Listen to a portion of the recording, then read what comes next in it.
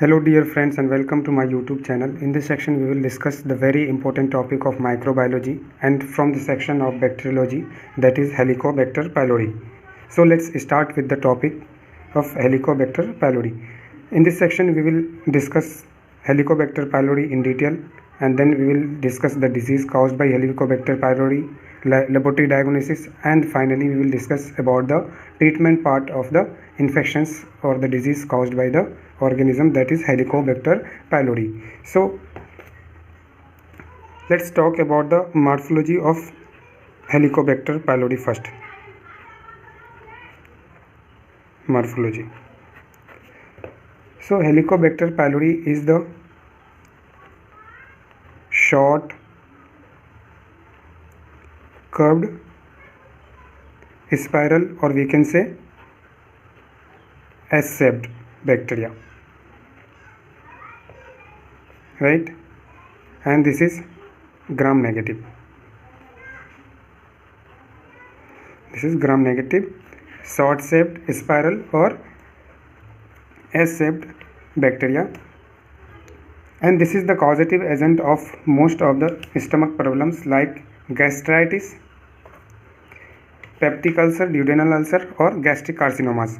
So it is the causative agent of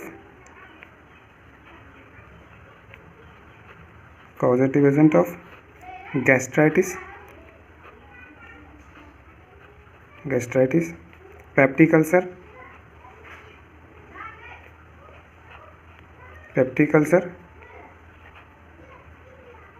duodenal ulcers,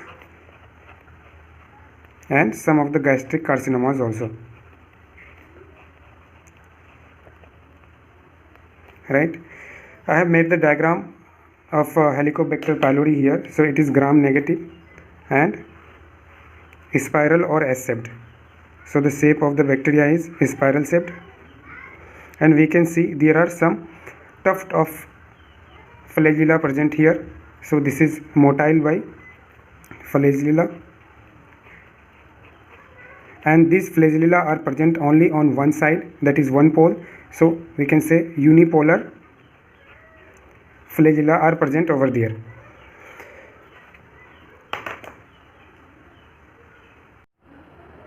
This unipolar tuft of flagella provide the active movement to the bacteria. So these are responsible for the movement of bacteria, right? And the bacteria has urease activity in it, and this urease enzyme neutralizes the acidity of stomach,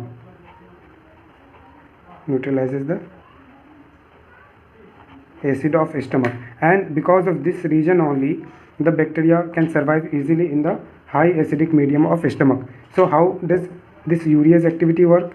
This urease enzyme that convert urea into ammonia, that is NH3, and also produces some carbon dioxide. So the urease enzyme convert urea into ammonia and carbon dioxide, and due to which it neutralizes the acidity of the medium and can survive easily in the highly acidic medium of stomach. And now let's talk about the culture of this bacteria, where it can be grown and what are the things that is required for the growth of the bacteria. So this bacteria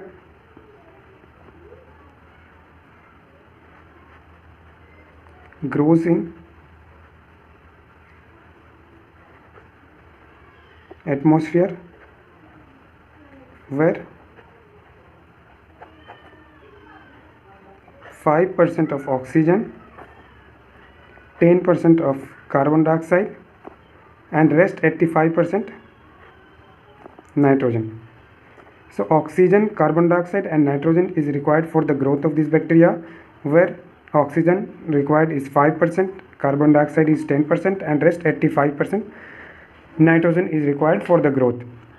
So what we got from here, that oxygen is required, that means this bacteria is aerobic and cannot be grown in anaerobic medium. Anaerobic medium में इसकी growth नहीं होगी, anaerobic medium में इसकी growth नहीं होगी। Aerobic condition मतलब oxygen की प्रेजेंस होना बहुत ज़रूरी है। और जो इसमें टेम्परेचर रिक्वायरमेंट होती है ग्रोथ के लिए, वो ऑप्टिमम टेम्परेचर की बात करेंगे हम लोग, दैट इज़ 37 डिग्री सेल्सियस। इस टेम्परेचर में इसकी ग्रोथ आसानी से हो सकती है। और इसके साथ साथ हम बात करेंगे तो इसकी ग्रोथ होगी चॉकलेट अगार में, growth in chocolate agar. And in chocolate agar this bacteria can be seen as circular, convex and translucent colonies. So in chocolate agar the bacteria can be seen as convex, circular, convex and translucent colonies can be seen easily. Now let's talk about the biochemical reaction. I have already told you this bacteria has high urease activity, that it converts urea into ammonia and carbon dioxide. So it has urease activity, and with urease it also has catalase and oxidase activity. Right? Now let's talk about the pathogenesis of this bacteria. That means what are the disease caused by this bacteria and how the disease is caused in the host. Pathogenesis.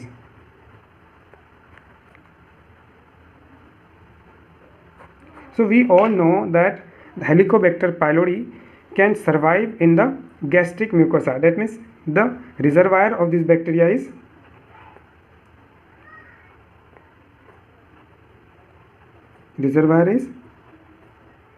gastric mucosa of human, gastric mucosa. Natural host is gastric mucosa of the human, where in gastric mucosa mostly it lives in the gastric antrum. Gastric antrum. So gastric antrum is the favorite place, or we can say favored site for this bacteria. And what does it cause in the gastric mucosa or gastric antrum? Is it causes, I have already discussed here, that is it causes gastritis, it causes peptic ulcer, it causes duodenal ulcer,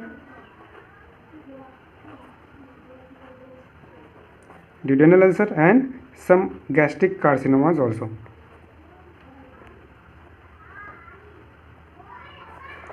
So what are the risk factors for this bacteria? That means the risk factor, we can say, if any person is suffering from gastric malignancies,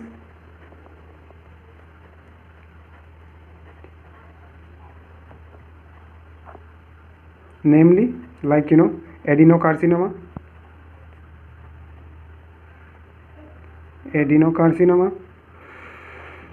and MALT. What is this? This is mucosa associated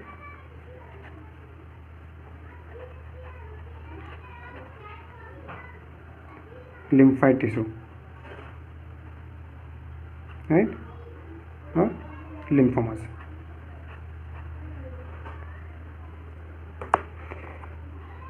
Right? This bacteria is present in the gastric mucosa, and the favored site of the bacteria is gastric antrum and causes gastritis, peptic ulcer, duodenal ulcer and some of the gastric carcinomas. And this virulence is present in some part of its alleles. The virulence would be present in alleles. Virulence is associated with certain alleles in gene, and these genes are mainly, the first one is CAG, that is cytotoxic associated gene, that is CAG, and the second one is VAC, This is known as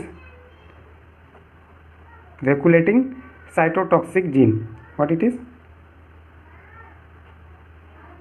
Vacuolating vacuoles, and that is vacuolating cytotoxic gene. Toxic gene. So let's revise once about the Helicobacter pylori. That is the morphology, that it is a short, curved, spiral or S-shaped bacteria, spiral shape. It has tuft of flagella in it that is present only on one pole, that is known as unipolar, and provides active moment to the bacteria, and it has high urease activity, and with urease it also has catalase and oxidase activity.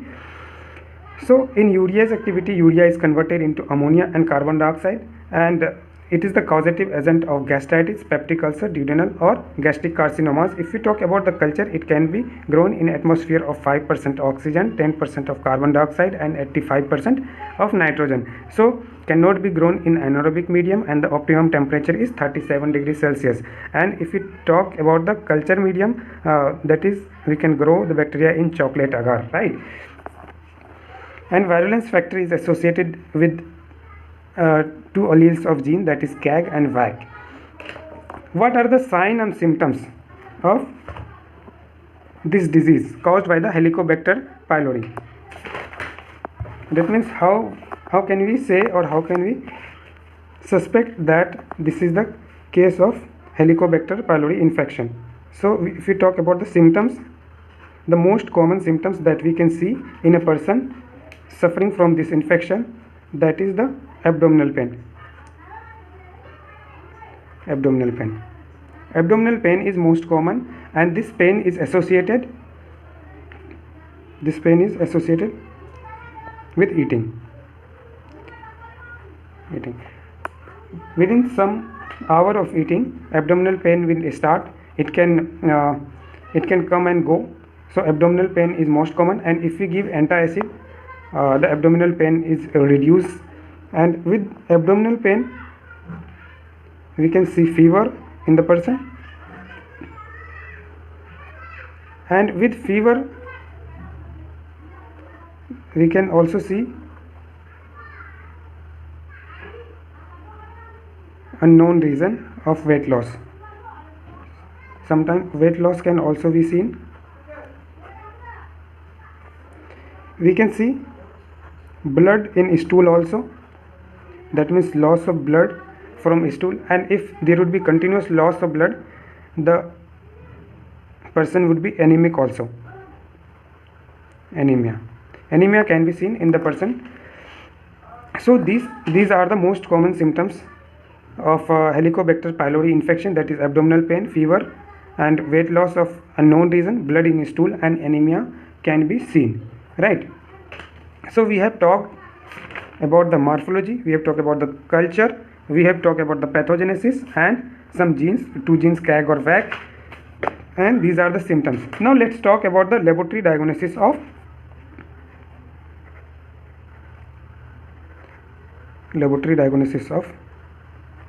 Helicobacter pylori. So we can classify the laboratory diagnosis into two parts. The first part, in laboratory diagnosis, we use some tests, and these tests are invasive tests, and some are non-invasive.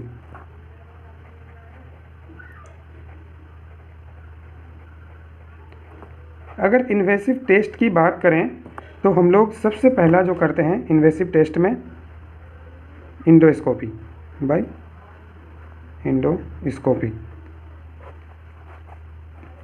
और दूसरा हम कर सकते हैं microscopy,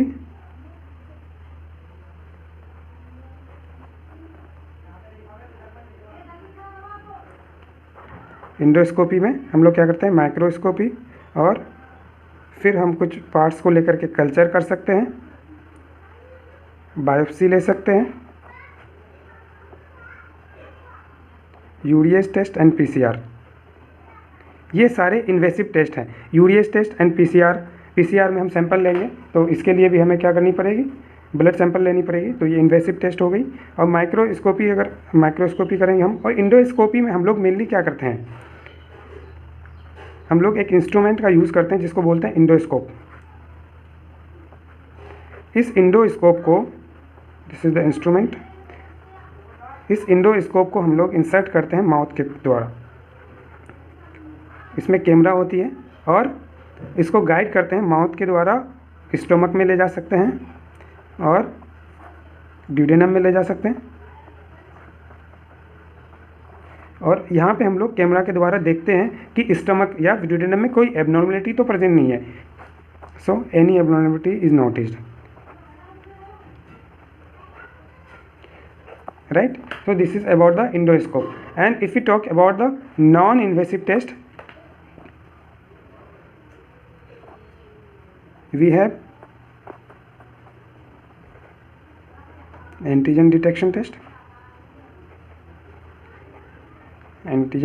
test, and one very important test that we have is urea breath test and serology. We will discuss all these tests one by one so that we can get some more points about these tests. इन सारे test को करने के लिए जो हम specimen लेते हैं, specimen जो हम लेते हैं मेनली हम क्या लेते हैं? Biopsy, biopsy of gastric mucosa. जब हम बायोप्सी ले लिए गैस्ट्रिक म्यूकोसा से, तो इसको हम क्या कर सकते हैं? सबसे पहला चीज़ जो हम कर सकते हैं, इसका कर सकते हैं हम डायरेक्ट माइक्रोस्कोपी। डायरेक्ट माइक्रोस्कोपी जब हम करेंगे तो हमें क्या मिलेगा? Gram negative bacteria, gram negative bacteria. और ये बैक्टीरिया कैसे होंगे? ये बैक्टीरिया आपके होंगे स्पाइरल शेप्ड और एस शेप्ड, और we can say, and this bacteria would be motile also if we check for the motility, right? So the bacteria can be seen as gram negative, S shaped or spiral shaped. Direct microscopy कर लिए, उसके बाद हम क्या कर सकते हैं? Antigen detection, antigen detection.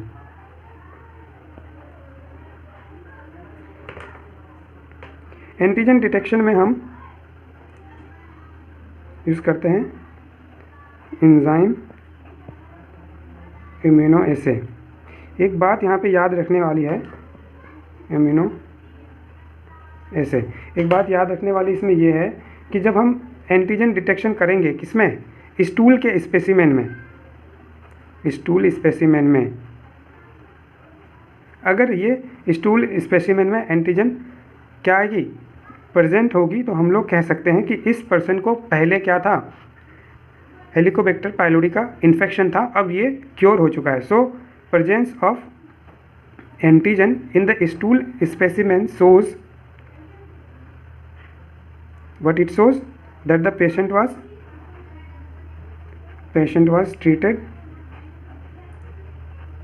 treated for H. pylori infection. That's why these antigen are present and that can be detected in the stool specimen, right? और इसके साथ साथ जो हम बायोप्सी लिए थे, उस बायोप्सी को हम क्या कर सकते हैं? कल्चर कर सकते हैं। और कल्चर करने के लिए मैंने बताया था जो मीडियम यूज़ करते हैं हम लोग, चॉकलेट अगार, चॉकलेट अगार, और क्या कर सकते हैं हम? कैम्फाइलोबैक्टर सिलेक्टिव मीडियम का यूज़ कर सकते हैं, कैम्फाइलोबैक्टर सिलेक्टिव मीडियम। अगर हम चॉकलेट अगार की बात करें तो चॉकलेट अगार में ये हमें कैसा दिखेगा? Circular, convex and translucent colonies can be observe in the chocolate agar, right? तो this is about the culture. इसके अब हमने किसकी बात कर ली? हमने डायरेक्ट माइक्रोस्कोपी की बात कर ली, हमने कल्चर की बात कर ली, बायोप्सी हम लेते हैं, और अब आ गई हमारा एक, इधर बात करते हैं यूरियस ब्रेथ टेस्ट की, जो नॉन इन्वेसिव टेस्ट है। कौन सा टेस्ट है ये? Urease breath test, urea breath test. इसको हम कैसे करते हैं? तो उसके लिए हम लोग यूरिया लेते हैं, and that urea is labelled with urea labelled with carbon 14 और carbon 13 and this is given orally to the patient. अब देखिए, जब हम यूरिया दिए पेशेंट को और वो लेवल्ड है कार्बन 14 एंड कार्बन 13 के साथ में, ये डिटेक्शन के लिए देते हैं labelled carbon so that we can detect. And if when the urea is given to the patient, that means, and if the person is suffering from H pylori infection, what will the bacteria do? This bacteria will convert urea into ammonia and carbon dioxide. This bacteria will convert urea into ammonia and carbon dioxide. Why? Because the bacteria has high urease activity, right? So that means in stomach this urea would be converted into ammonia and carbon dioxide, and when this ammonia and carbon dioxide comes out in a breath, when the person breathe, that means this leveled carbon or can be measured. So it can be measured in the breath. कैसे measure कर सकते हैं? क्योंकि हमने carbon 14 और carbon 13 already labelled हमने उसको दिया है यूरिया के साथ में, और वो यूरिया कन्वर्ट हो रही है अमोनिया और कार्बन डाइऑक्साइड में, और हम लोग इसको ब्रेथ में मेज़र कर सकते हैं। तो ये हो गई यूरिया ब्रेथ टेस्ट की। इसके साथ साथ हम लोग सीरोलॉजी कर सकते हैं। सीरोलॉजी में क्या करेंगे? इलाइजा, एंटीजन एंटीबॉडी टेस्ट कर सकते हैं, और लास्टली हम लोग क्या कर सकते हैं? PCR, that is the polymerase chain reaction.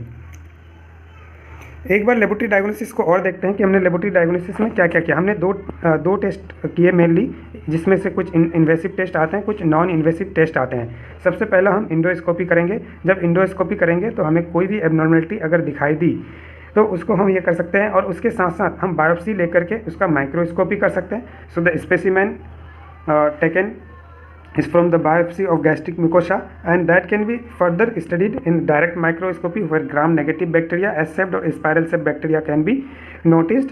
And in antigen detection, if we do the antigen detection with stool specimen, it can show whether the patient was treated for H. pylori infection or not. If it was earlier infected, that means the antigen would be present in the stool specimen. And in culture, we do culture in chocolate agar and Campylobacter selective medium. In chocolate agar, we can see the circular, convex and translucent colonies, and in urea breath test, the urea is converted into ammonia and carbon dioxide, and it was labeled with the carbon 14 or carbon 13 that can be measured in breath. And with that we can do the serology and PCR. Now next we will discuss about the treatment part of H. pylori infection. अगर हम treatment part की बात करें, treatment of stomach ulcer या gastric ulcer, इसमें क्या होती है? मेनली एसिड का सेक्रेशन होता है, और जो बॉडी में स्टमक में अल्सर है उसको कंट्रोल करना है। इस एसिड के सेक्रेशंस को या तो हम न्यूट्रलाइज कर सकते हैं, या क्या कर सकते हैं? Decrease secretion of acids. जो ड्रग्स यूज़ होते हैं जो क्या करते हैं? गैस्ट्रिक सेक्रेशंस को इनहिबिट करते हैं। उसमें से सबसे पहला जो न्यूट्रलाइज जो करेगा एसिड को, उसको हम क्या बोलेंगे? एंटासिड्स। राइट। और जो डिक्रीज करेगा एसिड के सेक्रेशंस को, उसमें से आ जाएगा एक प्रोटीन पंप इनहिबिटर्स, दूसरा आएगा आपका H2 ब्लॉकर्स, और क्या क्या आ जाएगा? प्रोस्टाग्लैंडिन।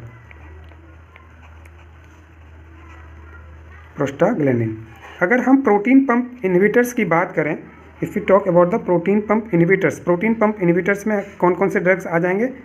जैसे ओमिपेराजोल,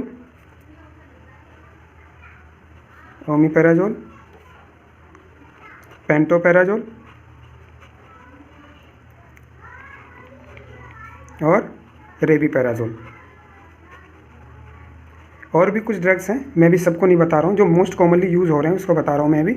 और उसके साथ साथ क्या है, H2 ब्लॉकर्स। अगर H2 ब्लॉकर्स की बात करें,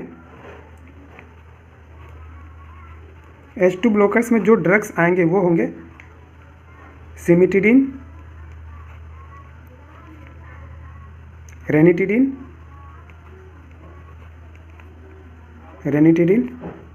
और फेमोटिडीन। ये ड्रग्स आएंगे H2 ब्लॉकर्स में। और प्रोस्टाग्लैंडिन में कौन से आते हैं, जैसे मिसोप्रोस्टोल, राइट, ये ड्रग्स आएंगे। अब हम इन ड्रग्स को कैसे देते हैं, तो ट्रीटमेंट के लिए अगर मेनली देखें तो हम देते हैं क्या, 1 to 2 वीक्स ऑफ ट्रीटमेंट, जिसमें से अगर 2 वीक ट्रीटमेंट दी जाए तो that would be more effective in the treatment of H. pylori infection, that is for the treatment of peptic ulcer, right? So we give 1 to 2 weeks of treatment, where 2 weeks treatment is more effective, and the drug regimen involved here, we give triple therapy, means combination of 3 drugs for 14 days, that is 2 weeks, or we give quadruple therapy again for 14 days or 2 weeks. In triple therapy, the combination of drugs that are used is lansoprazole, that is proton pump inhibitor, and clarithromycin. Lansoprazole is given in the dose of 30 mg BD. With that we give clarithromycin, that is 500 mg BD, and one antibiotic is also given here, that is amoxicillin,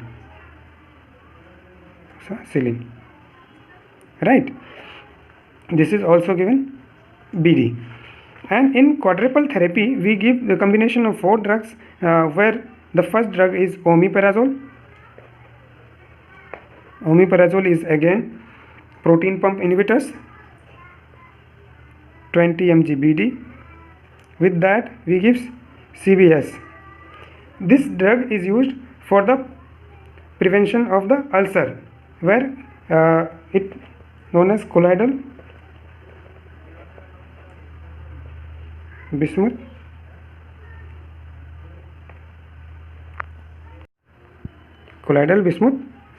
subsulfate, substrate, CBS. And with that we use here tetracycline.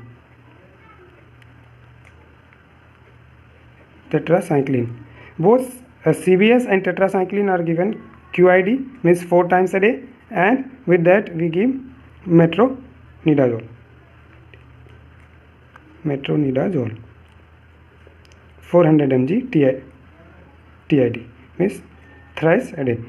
So in triple therapy we give lansoprazole, clarithromycin and amoxicillin, and in quadruple therapy we give omeprazole, CBS, tetracycline and metronidazole. So these are the drugs that is used for the treatment of H. pylori infection, that is for the treatment of peptic ulcer. So in this section we have discussed Helicobacter pylori in detail. We have discussed the morphology, we have discussed the culture, pathogenesis and symptoms also, and then we discussed the laboratory diagnosis, and finally we discussed the treatment part of H. pylori infection. So I hope you got the video. Thank you very much for watching. Stay connected for the next video. Thank you.